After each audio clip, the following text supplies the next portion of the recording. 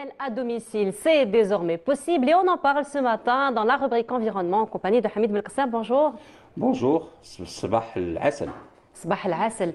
Et Ouais. quel sabah qu'on Et quel commence sabah, avec voilà. l'Asal. C'est tonifiant, ça a beaucoup de... Mais je préfère laisser notre invité en parler. Voilà, du Donc, moment que vous voilà. n'êtes pas seul aujourd'hui. Voilà, exact. Et justement, vous êtes en compagnie de Madame Rania Zitouni. Bonjour. Bonjour madame, Marhaba bik. merci pour l'invitation. Allah yasselmek. Alors, vous êtes chef de département au niveau de l'Institut technique des élevages. Exact, oui. Voilà, et donc aujourd'hui, on parle de l'apiculture urbaine. Urbaine parce que tout simplement, en vie, dans cette période de confinement, on essaie toujours d'être à proximité des choses que nous aimons. Et parmi les choses que nous aimons, en étant très grizzly, on aime le miel. Et le miel, il y a eu pendant toute la saison 2020 des restrictions d'ordre sanitaire pour ne pas aller sur les lieux où on produit le miel. Donc il y a quelques tentatives un petit peu partout à travers le monde. Mais il faudrait encadrer ça avec des spécialistes, d'où la présence de Madame Rania Zitouni qui s'occupe du département, qui s'occupe du miel et de la qualité, on va en parler aussi. Alors, Madame Zitouni, est-ce qu'on peut faire de l'apiculture en milieu urbain? Et quand on dit urbain, ça peut être dans son petit jardin, comme ça peut être sur la terrasse de l'immeuble. Oui, on peut faire de l'apiculture pour ne pas, c'est-à-dire avant de parler un petit peu des risques, c'est possible. C'est un phénomène qui a apparu un petit peu dans le monde, ça fait une vingtaine d'années comme ça, où l'on veut exploiter tous les espaces verts, c'est-à-dire les jardins publics liés au niveau des villes. Ça donne du miel.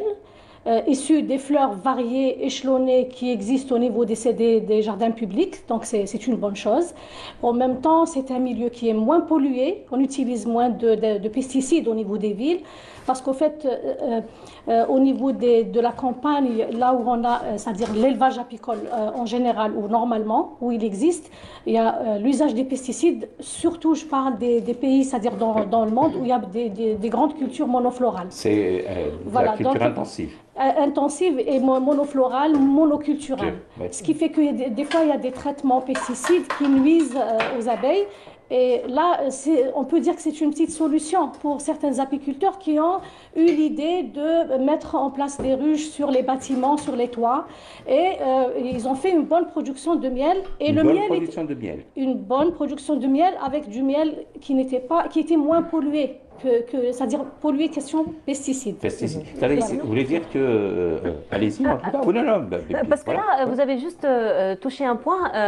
J'ai envie de dire c'était un petit peu une idée reçue parce qu'on a toujours l'impression que les milieux urbains sont beaucoup plus pollués que la campagne. Et donc là, vous touchez un petit peu à une idée reçue. Donc finalement, comment se fait-il que voilà, les milieux urbains, le miel du milieu urbain reste moins pollué? On a Moins vraiment pollué par rapport aux pesticides, parce Très qu'il bien. n'y a pas de culture, donc on n'utilise pas d'insecticides, surtout les dernières vagues de pesticides qui sont c'est des neurotoxiques, donc ils sont vraiment dangereux.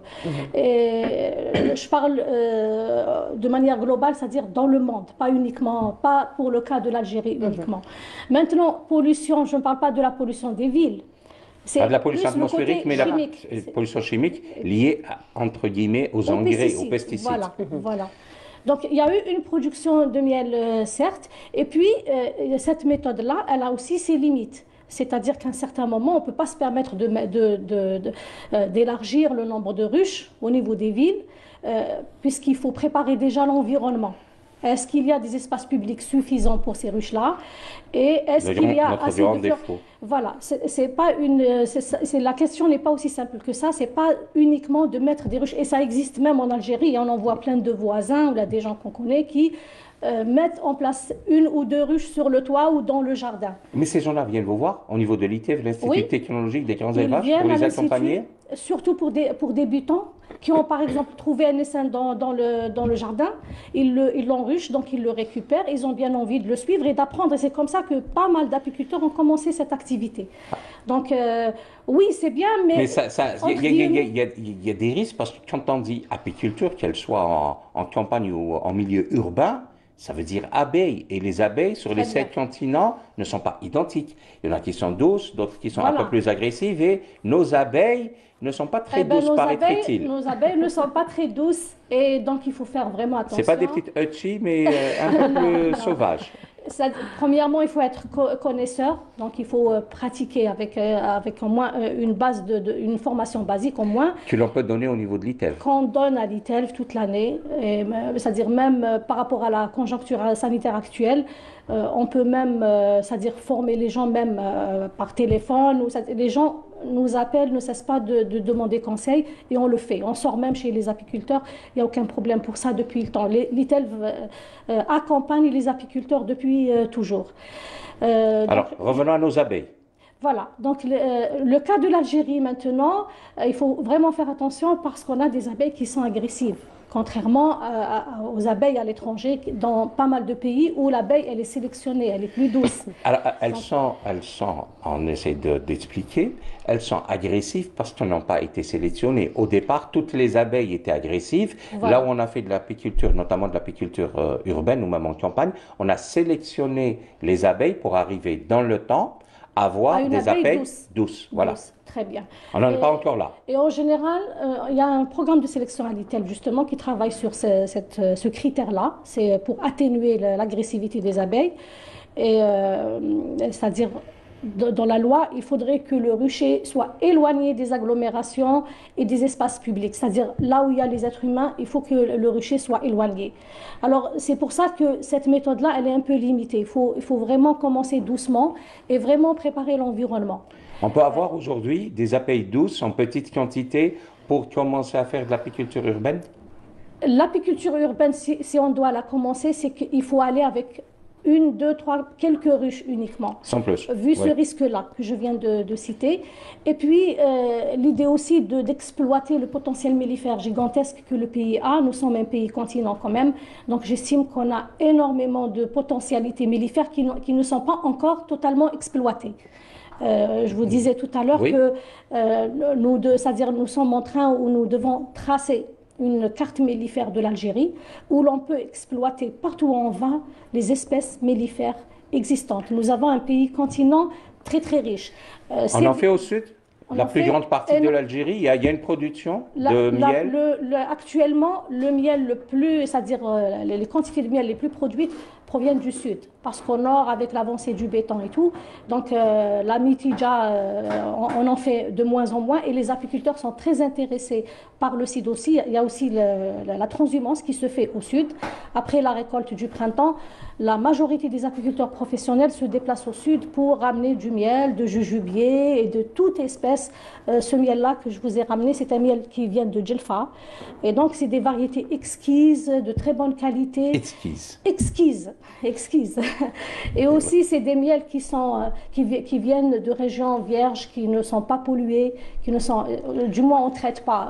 C'est des plantes spontanées du sud, du grand sud algérien. Alors, Nordroda, moi je voulais parler d'un aspect assez particulier. C'est vrai qu'il y a des productions mellifères, il y a du miel qui se fait un petit peu partout, mais qui est de la qualité. Si je fais du miel, j'allais dire, je vais habiter à Sidi Abdallah, dans une nouvelle cité, j'ai des amis, dans la convivialité, on essaie d'installer une, deux ou trois ruches, c'est ça, au maximum, sur le toit. Ça existe. Ça existe. Oui. Et après, ce miel sera consommé, mais entre les deux parties, production et consommation, il n'y a pas un module assez important qui est le contrôle de la qualité, qui s'occupe de contrôler les productions de miel. Est-ce que ça obéit à une réglementation? Est-ce qu'il y a une sorte de fiche technique qui a des charges? Eh ben, le miel, c'est un produit c'est-à-dire il y a des normes internationales à respecter, hein, des normes internationales, des normes physico-chimiques. Avant sa mise sur le marché. Avant sa mise sur le marché, avant même sa récolte, on doit respecter certaines pratiques. Avant la récolte, l'apiculteur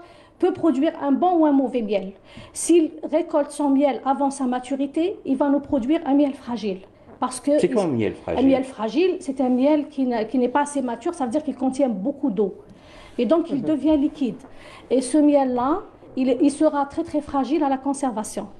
C'est un miel que l'abeille n'a pas encore operculé. Parce qu'au fait, après la maturation du miel, c'est l'abeille elle-même, arrivée à un taux d'humidité bien précis, elle opercule avec une couche fine de cire. C'est pas une mince affaire, hein. On a l'impression que nous, on est simple utilisateur de miel le matin sur une petite crêpe, mais bon, derrière, il y a du travail. Hein. Il y a beaucoup de travail et la société d'abeilles est une société extraordinaire. Tout est fait avec toutes les lois que l'on puisse pas deviner. Voilà. Donc le miel, une fois mûr, il est récolté. Maintenant, il y a un mode d'extraction qui doit être respecté. Par exemple, dans une ruche, on ne doit pas récolter ce qui est dans le corps de ruche. On récolte uniquement ce qu'il y a en haut parce qu'il est séparé par une grille à reine. Et les larves, les abeilles, la reine ne monte pas pour pondre des œufs qui vont se développer en larves. Ces larves-là, si on les écrase si on les extrait avec le miel, on aura un miel riche en protéines qui provient des larves écrasées. Vous voyez? Donc, pour produire un miel propre, c'est la responsabilité de l'apiculteur. Hein? D'où la formation. D'où la nécessité qu'il soit formé et qu'il respecte ces règles-là. Maintenant, pour l'exportation, par exemple, du miel, on doit se fier aux normes internationales. Et là, ce n'est pas facile. Il faudrait que même les analyses au laboratoire suivent des méthodes standardisées.